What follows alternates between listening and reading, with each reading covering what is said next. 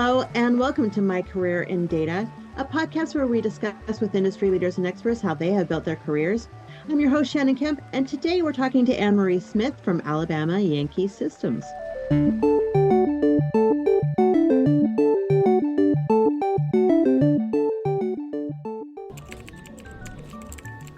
More and more companies are considering investing in data literacy education, but still have questions about its value, purpose, and how to get the ball rolling. Introducing the newest monthly webinar series from DATAVERSITY, Elevating Enterprise Data Literacy, where we discuss the landscape of data literacy and answer your burning questions. Learn more about this new series and register for free at dataversity.net. Hello and welcome. My name is Shannon Kemp, and I'm the Chief Digital Officer at DataVersity, and this is My Career in Data, a DataVersity Talks podcast dedicated to learning from those who have careers in data management, to understand how they got there, and to talk with people who can make those careers a little bit easier. To keep up to date in the latest in data management education, go to dataversity.net/subscribe. Today, we're joined by Anne-Marie Smith, the principal consultant at Alabama Yankee Systems. And normally, this is where a podcast host would read a short bio of the guest. But in this podcast, your bio is what we're here to talk about. Anne-Marie, hello and welcome. Hello, Shannon, and thank you so much for asking me to be part of this great series. I have followed them practically from the beginning, and I'm thrilled to be here. I'm so excited for you to join us. We have been working a lot together recently, so I'm so excited to hear more about and I've known you for a while, right? But I've never really dug into your bio, and I can't wait. The things that I've learned already are very impressive, so I can't wait to learn more, and for our community to learn how cool you are. Uh, I'm one of the cool kids, as Mark would say. Right? So let's dive in. So you're the principal consultant at Alabama Yankee Systems. So tell me, what type of business is Alabama Yankee Systems? Well, Alabama Yankee Systems is a small consulting company that specializes on data management. Duh. We primarily work in data strategy, assessments across enterprise data management, data governance, program development, and data quality program development, and implementation support, roadmaps, actually doing the job. I've been a data governance lead, data quality lead.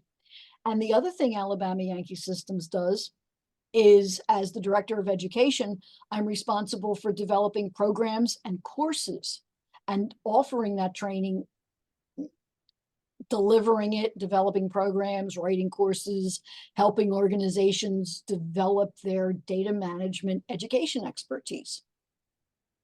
I love it. And at DataVersity here, we have certainly been leaning into that expertise for, into our programs, which I'm so grateful for. So, yeah. It's been a wonderful experience, and I'm expecting it to continue to be even more wonderful. I love education and I love data management. So this is marrying my two of my favorite things. So I love it. So, and I also see that you're a doctoral program faculty member at Capella University. So tell me a little bit about that. Okay.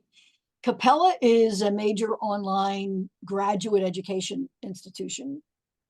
I'm sure a lot of people who are watching this podcast and listening to it will have heard of Capella. They have master's degree programs, and they have programs with PhDs and doctors of business administration and doctors of information technology. I'm one of the faculty members for their PhD in Doctor of Business Administration and DIT, Doctor of Information Technology programs. What do I do?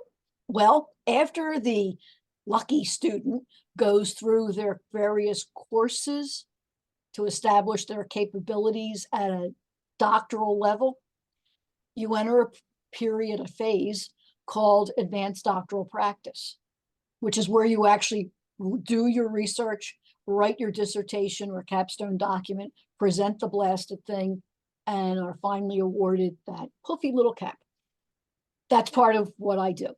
That is actually what I do for Capella. I help mentor, guide students in identifying their research fields, identifying the specific topic they're going to study, and then guiding them through that research and writing process. It's really cool. Oh, that is cool. And How everybody fun that is I work with is a business professional. It's not a full-time academic as a student. They're really involved in the businesses that they work for. So oh, they have all these research passions based on their experiences. And the biggest challenge you'd think would be the writing. No, it's winnowing down all their research passions into something that's, this is not a word, studyable in yes. a period where the dissertation or capstone should take place. Not a 17-year elongated study, but an 18-month, 12-month study period. Oh, that's very cool. I bet you've learned some cool things just from hearing those I different have, research. oh my goodness gracious.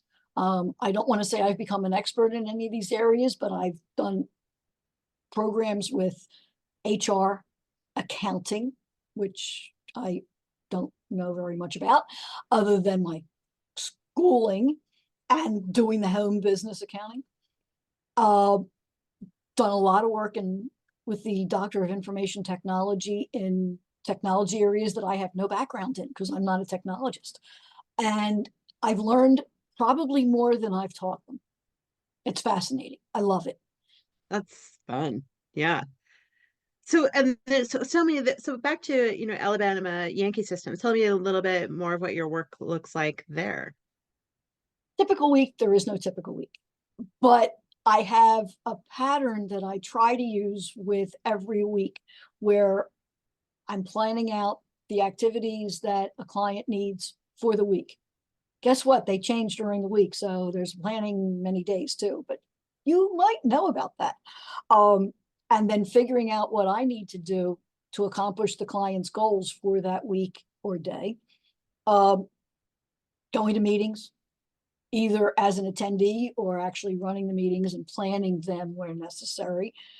Doing some professional development research and working with each client to determine whether or not what I'm doing is what's needed. Do we need to Mhm. shift focus? Is there more detail that we need to get? And then producing the artifacts that the client needs.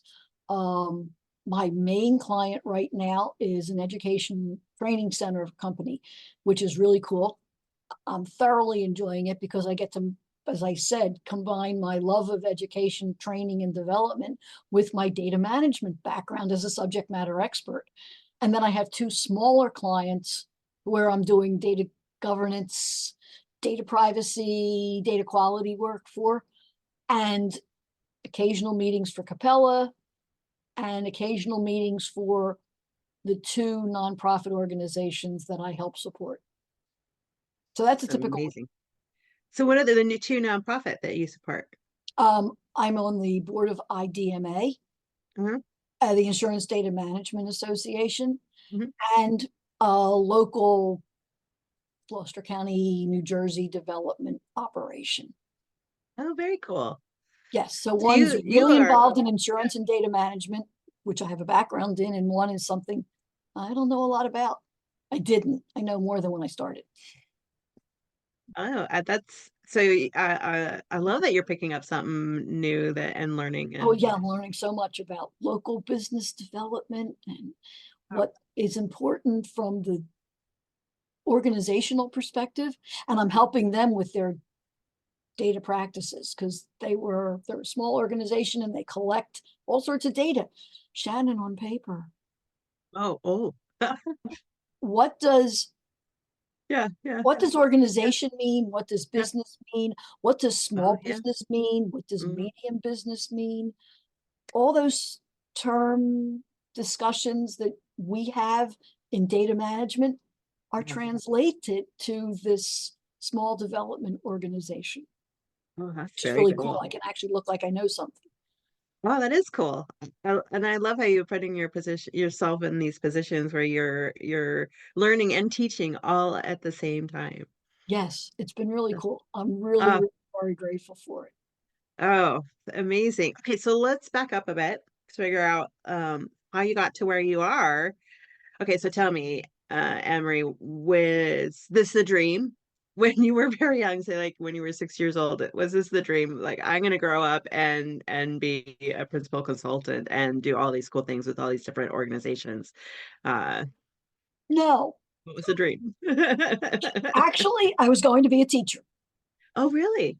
Oh, Yes, nice. from the time Uh-huh. I was about 6 years old, I wanted to be a teacher. Oh, wow. Yeah. And I went to undergraduate school at LaSalle University in Philadelphia and Uh-huh. studied secondary education, foreign languages, political science, had two computer courses Mhm. and two courses in business because I decided I wanted an eclectic degree. And when I graduated with my bachelor's degree and teaching certificate, there weren't any jobs for teaching foreign languages in Mhm. not just my little area, but Yeah. anywhere. Yeah. So I decided to look for a professional job where I could use the critical thinking, analytics, analysis, communication skills, writing, and see what I could do with education. So I took a job at an insurance company in Philadelphia. And lo and behold, they really liked the background. I'm very surprised. It was really useful because they wanted a few. I wasn't the only one they hired with a varied liberal arts background. I told them I wanted to get a master's degree, and I Mhm. had decided to get a master's degree in business because I knew very little about business, and now I was working in a business organization. They paid for me to go to business school. I earned an MBA in management information systems and an MBA in risk and insurance, which really made them very pleased because both. And well, the MIS degree, I was the only person in the company with one. So they made me in charge of their data administration team. I was the data administration team, Wow. the entire team. I got to hire people, I got to train people, I got to develop courses in what was called data administration back then, which was a combination of data governance, metadata management, data modeling, and data quality. And Hmm. I had a group of people that had no background in any of that. Yeah. And I had to teach them, teach myself at the same time. That job led to another job in another insurance company in data management, which led to another job. And eventually I decided it was time to study even further and decided I wanted a doctorate because it's something I did aspire to when I was not a little kid, but by the time I was in high school, at some point, I thought someday I'd like to earn a doctorate. And eventually decided that consulting made sense considering data management, education, training, and subject matter expertise was better delivered in a consulting environment rather than as an individual contributor at a specific company. So that's how I got here. Interesting. Okay, so but you haven't named what your doctorate is in.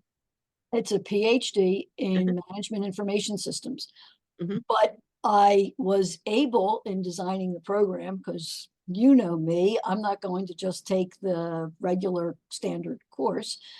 I did a lot of research in enterprise data management, data governance, assessment, etc.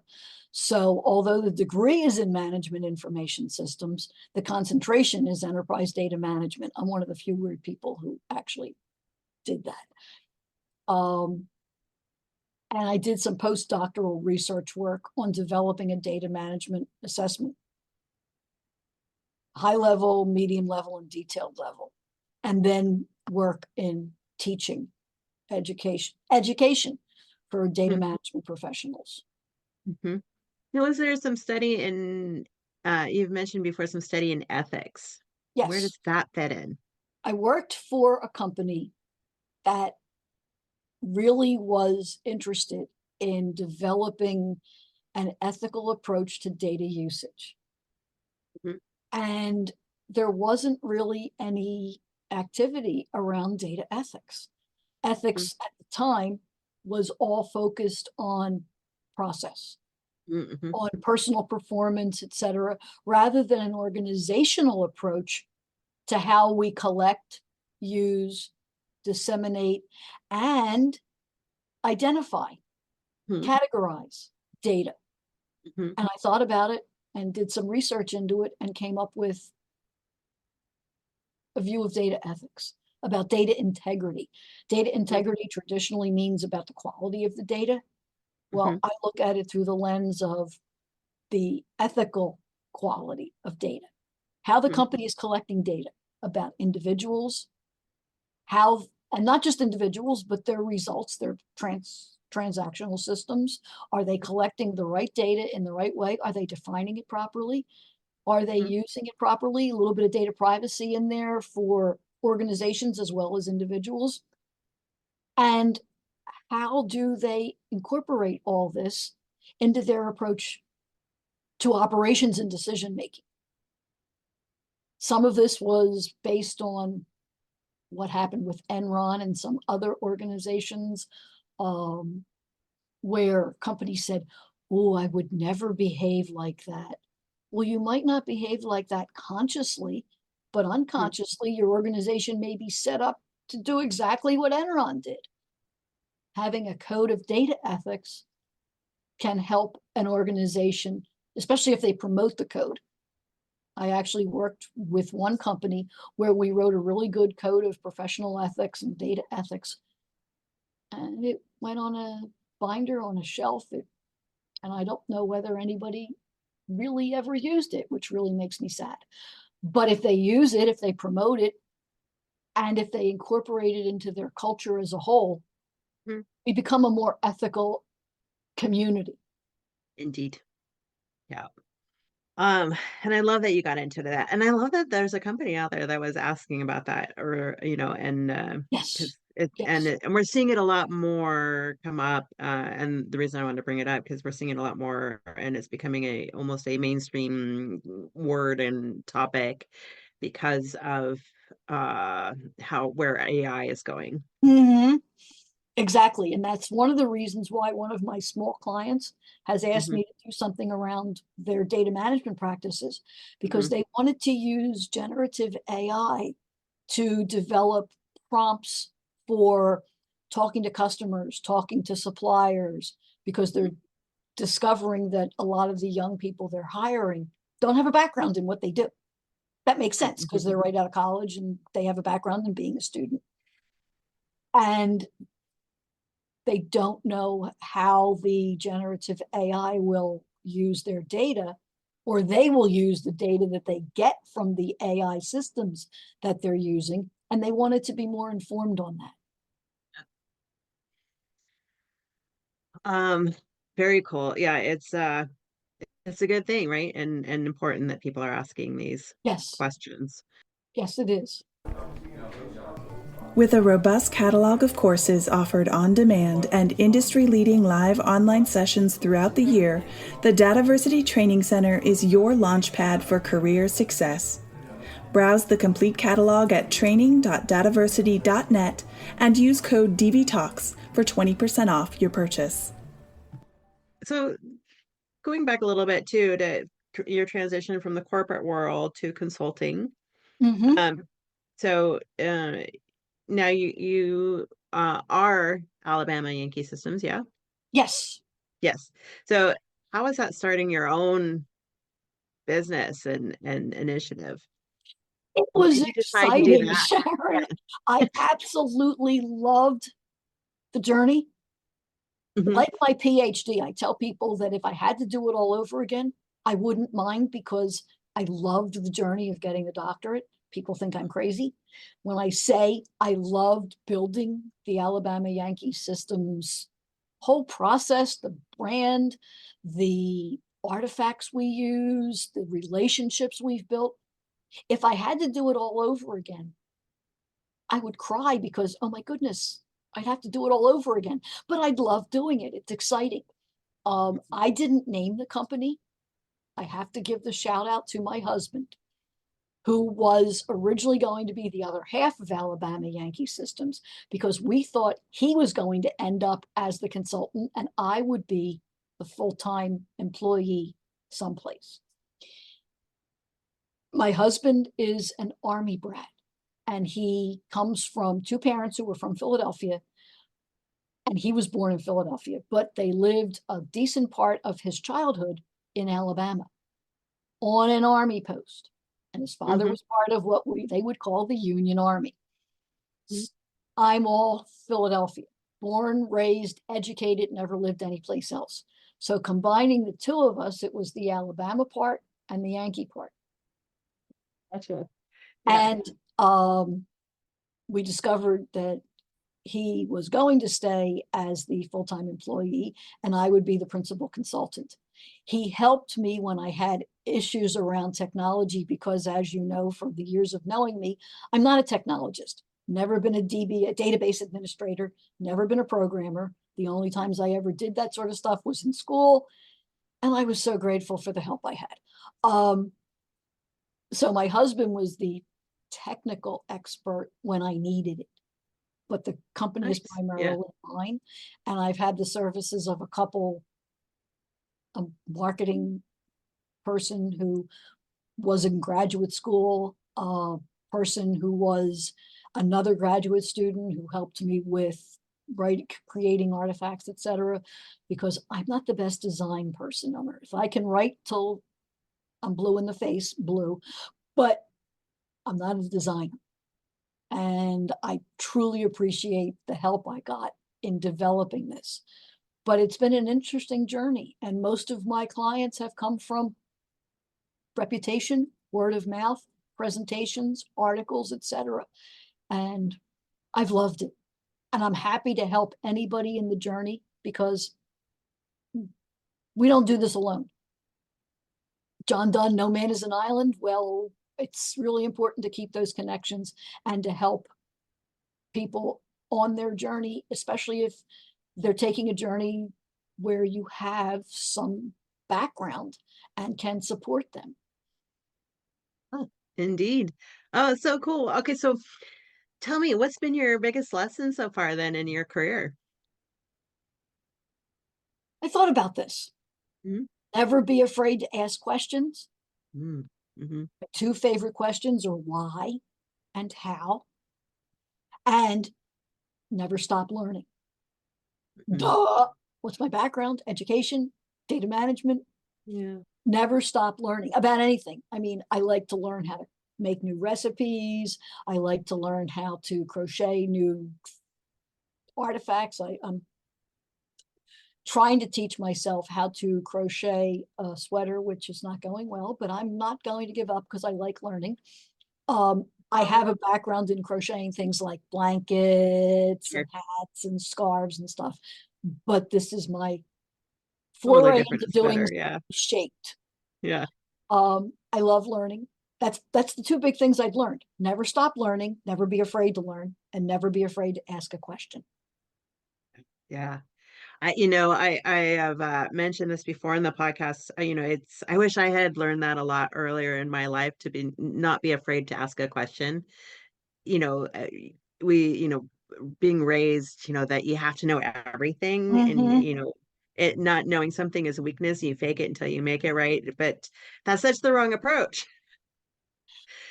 As a That's consultant, Shannon, I worried about that Yeah. because as a corporate employee, I wasn't afraid to ask questions. As Mm-hmm. a consultant, would I be viewed badly because I didn't understand Mm-hmm. everything? Mm-hmm. And I discovered that people are thrilled when you ask a question. One, it shows they can help you, which makes people feel good. And two, if you're receptive to the learning you're getting by getting the answer to the question, you're feeling more empowered, which makes you feel better and makes you more comfortable asking the next question. It just sets you up for a success if you truly Yes. understand what it is you're trying to achieve. Absolutely. Yeah, it makes life so much easier. Yeah, it does. And I struggled with it too. So I understand the feeling you have of I'm supposed to know everything. Right, right. Well, so tell me, so Amory, so you worked with data, for most of your career, like almost all your career. So what is your definition of data? Okay, Shannon, data are raw facts. Mm. I view data from the lens of data management. What are the policies that govern the data? What's the context, the definition? Where is it stored? How's it stored? What's the level of trust and quality we can apply to this data? Should I use it? Is it okay? Is it okay? Is it better than okay? Do I need it to be better than okay? How's it organized? I think of data that way. And I always append the word management whenever anybody says data. And I'm discovering that a lot of people don't think of data that way. And I have to learn that data has a broader view, not just the raw facts and not just the context, but what we do with it, the analytics, how we use it. Absolutely. So and I love that definition. So and and again with your experience, do you see the importance of data management and the number of jobs working with data increasing or decreasing over the next 10 years, and why? That's an excellent question, Shannon. The answer is yes, I see it increasing. I see it increasing because of the explosion in analytics. People want to know what data they have. They want to know, people and organizations, what data they've collected, why they collected it, one of my favorite questions, how it's been collected, how it's stored. They want to know whether they can use it, and if so, for what? And can they trust it? Right. All those things together mean that there will be more jobs for people, in my view of data management, and in analytics, because organizations want to be able to analyze this vast volume of data that they've collected. They want to be able to put some meaning to the fact they just spent $1 gazillion on more storage capability. So what are we storing? Why are we storing it, and for how long? And I see an even bigger explosion coming as people become more aware of how data feeds into AI and artificial intelligence and machine learning. Because even individuals, my next door neighbor asked a question the other day, because she knows my background. You ever use AI? I'm supposed to use it at work and I'm scared to death. Maybe it'll take over my job. So I talked to her about how AI collects data and how it learns from what you're doing, but how you can learn from what you see the AI results presented to improve your job performance, and maybe see if there's another opportunity because of what you're learning. Yep. There's a lot of data to prepare and manage that feeds into AI in order for Yes, AI to be exactly. successful. Right. So then what advice would you give to people looking to get into a career in data management? Never be afraid to ask a question. Never be afraid to listen, even though I've talked almost nonstop in this podcast. I do like listening occasionally. Never be afraid to explore something. And by exploring, research. Dataversity.net. I know, shameless plug for Dataversity. You've been kind enough to host me, but it's not a shameless plug. It's real. The quality of information and content and training at Dataversity can really help just about any professional who wants to learn more about data, who thinks they may have a career in data in some way, but they don't understand what that really means. Start there. Read articles, read blogs, watch webinars, watch people's webinars, I almost lost the word, with you on their career in data, and see what resonates and how the career you're looking at or you have tracks with what you're seeing from this person who's talking about their career in data, and how maybe you can learn even more. If you're a recent college graduate and you don't really know what you want to do when you grow up, I want to be 5 feet tall, by the way. I say learn about data management, because I think there will be, as I said a minute ago, a more explosion of jobs than we even can imagine in the next couple of years. data is so fun, right? Oh, it I is. mean, It really is. there's so many different ways to Yes. interact with it, so many jobs and different approaches to it, and it's in every industry. So you can Yes. marry it with not only finding, how you love to work with data, but you can marry it with, individual passions and, apply data to a nonprofit and work for a nonprofit that you like, or a corporation of a product that you really love, or, you can marry multiple passions, right? Exactly. One of the things I did when I was a assistant professor at LaSalle when I was earning my doctorate was develop a course on nursing informatics, which is what we would call analytics now. Shows you how Mhm. many years ago that was. And all the nurses had to take this course in their Master of Science in Nursing program from LaSalle. I had 3 students by the end of their MS degree come up and tell me that they were making a transition from an on the floor nurse to a nursing informatics specialist because they fell in love with data management and the management of data in a hospital setting, the management of patient data, the management of outcomes data, etc. So I have these 3 nurses who are now informatics specialists who really consider themselves data management people. They're in data these days. Very cool. That is, yep, that's following passion, right? Absolutely. They discovered a passion for wanting to know why these outcomes were the way they were, what Mm-hmm. patient situations drove the outcomes, and whether we can use the outcomes to influence future patients. And they Yeah. fell in love. Well, Anne Marie, this has just been so lovely to get to know more about you. I want to do one on you someday. I really do. I watched the one Tony did for you, Yeah. but I want to do one now. That was a while ago. Well, we can talk more about that. I will say I do love being in this seat versus being interviewed. Uh-huh. Yeah, yeah, I It's, understand, but we yeah. can turn it around and make it collegial. And if you ever decide you want to do that, let me know because I'd love to learn currently your Well, perspective. I appreciate that. No, but it gives me a true appreciation too and so grateful for your time and your willingness to share. So I really appreciate that. And I would be remiss if I didn't ask, if somebody wanted to connect with you and solicit your services, how would they find you? LinkedIn, Okay. Yeah. LinkedIn, Anne Marie Smith.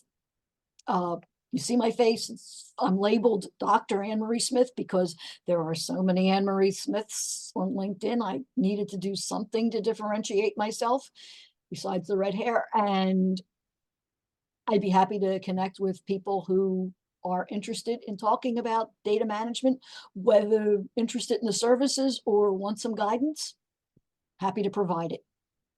I love it. Well, and we will get your LinkedIn post or your URL to your LinkedIn posted on the podcast website as well, so people can find you.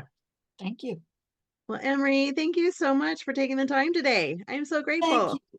Thank you, Shannon. I'm thrilled. I mean, I've watched these, as I said at the start, and I'm just honored to have been asked to be part of this.